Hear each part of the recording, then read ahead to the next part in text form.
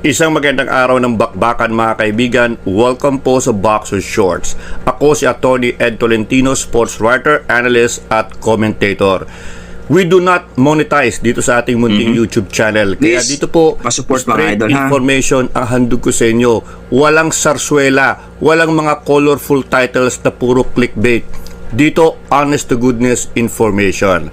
At ngayon, pag-usapan po natin itong anggulo kung saan maaaring maglaban si Naoya Inoue at si Jonrel Casimero. Ayan na. Matapos pong talunin ni Naoya Inoue si Marlon Tapales para sa undisputed Super Bantamweight o Junior Featherweight Championship, hinamon ni Casimero ang Japanese Monster. Dagdag pa ni Casimero, siya lamang ang maaaring tumalo dito kay Naoya Inoue. Ngayon, hindi natin pag-uusapan kung kaya bang talunin ni Casimero si Inoue. Basang-basa na yung topic na yan. Ang ating pag-usapan, pwede bang